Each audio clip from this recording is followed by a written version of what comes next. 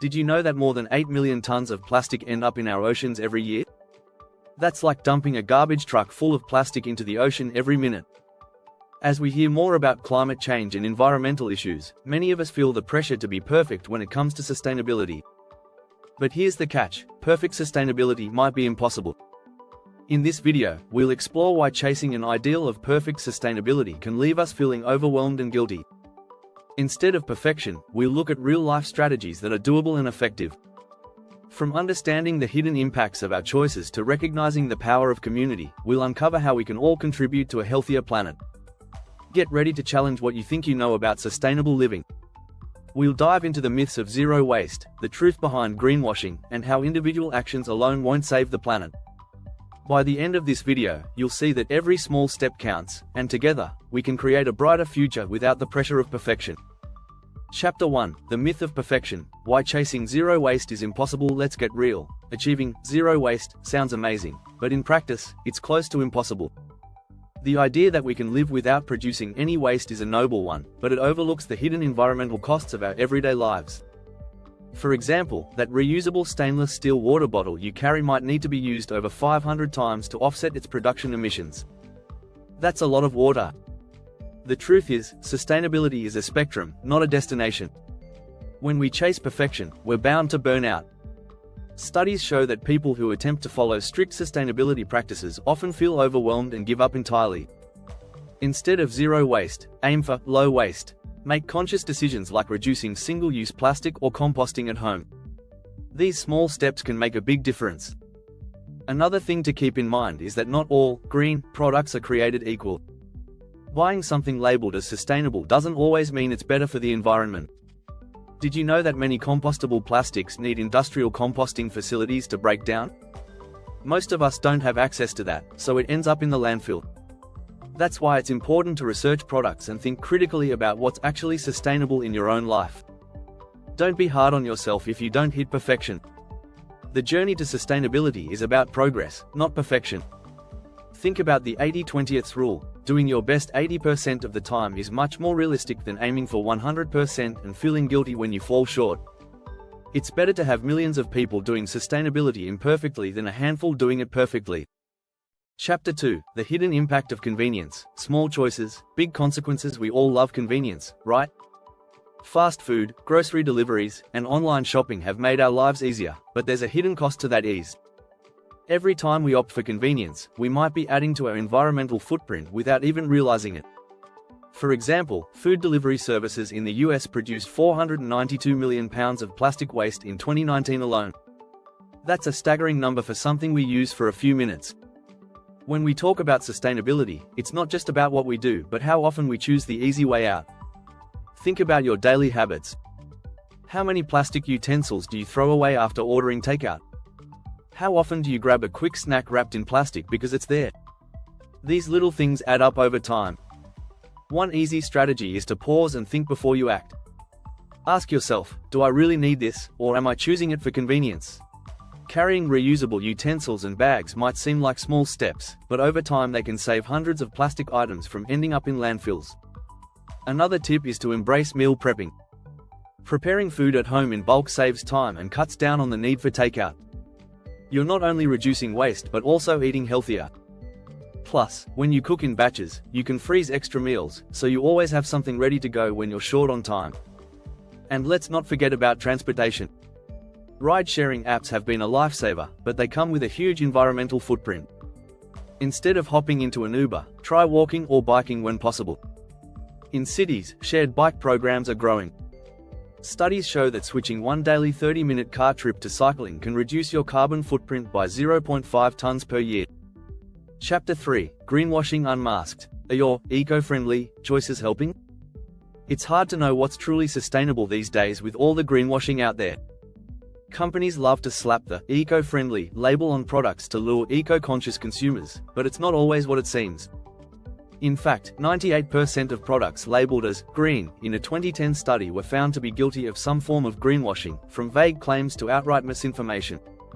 That number may have improved a little, but not by much. So, how can you spot greenwashing? Start by looking for third-party certifications like Fair Trade, Rainforest Alliance, or Cradle to Cradle. These labels are backed by strict standards and oversight, unlike vague claims like all natural or earth-friendly, which are often meaningless. Also, take a closer look at product packaging. Many companies use recyclable materials for packaging, but the product itself may still contribute to pollution or deforestation. Did you know that some so-called biodegradable plastics only break down under specific industrial conditions? Most of these products won't break down in a backyard compost or landfill. A good rule of thumb is to do your research before making a purchase.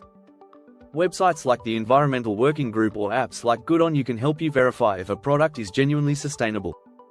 When in doubt, try to support smaller, local businesses that prioritize ethical and sustainable practices over big corporations. Finally, remember that sometimes the most sustainable choice is to not buy anything at all. Before making a purchase, ask yourself if you truly need the item or if you can repurpose something you already have. Reducing consumption is often more impactful than simply buying more green products. If you're enjoying this content and want to learn more about sustainable living, make sure to subscribe and hit the notification bell so you never miss an update. Chapter 4: Overconsumption dressed as sustainability. When buying green backfires, it's tempting to think that buying eco-friendly products will solve all our sustainability problems. But here's the reality: buying more stuff, even if it's labeled green, isn't always the answer. The more we consume, the bigger our environmental footprint, even if those products are marketed as sustainable. Take reusable shopping bags, for example. They're a great idea in theory, but if you've got a stash of 20 reusable bags at home, you're probably not helping the planet as much as you think. A cotton tote needs to be used over 130 times to offset its production impact, but most people never use them that many times. The key to sustainability isn't just in buying new things, even if they're eco-friendly.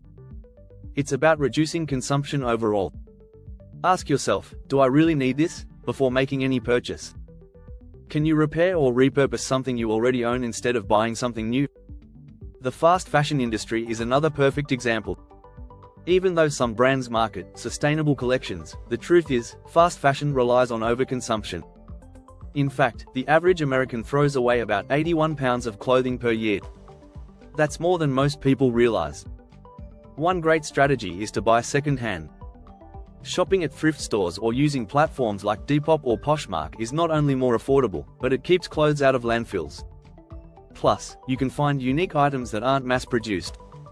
Remember, sustainability is as much about consuming less as it is about consuming smarter. Another way to fight overconsumption is to embrace a minimalist mindset. Minimalism doesn't mean living with nothing, it means living with enough.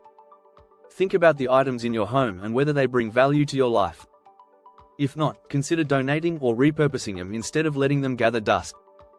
Chapter 5: Sustainable versus Ethical. Why these goals sometimes clash. Living sustainably is a great goal, but sometimes it can conflict with another important goal: living ethically. In many cases, what's best for the environment might not always align with what's best for people, animals, or communities. For example, you might be tempted to buy food locally to reduce your carbon footprint.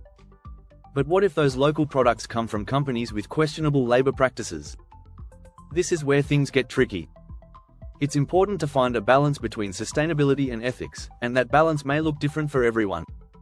One strategy is to prioritize transparency. Look for companies that are open about their supply chains, labor practices, and environmental impact.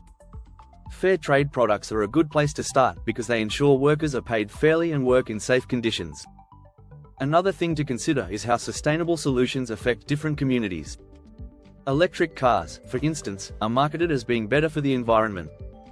But did you know that the lithium used in electric car batteries is often mined in ways that harm local ecosystems and communities?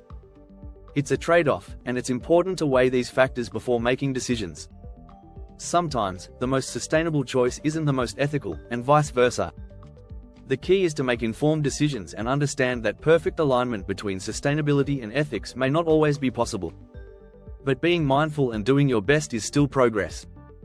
Also, consider supporting small businesses or cooperatives in your community. These businesses often prioritize both sustainability and ethical practices, so you're more likely to find a balance that aligns with your values. If you found these insights helpful and want to continue learning about sustainable living, don't forget to subscribe to our channel.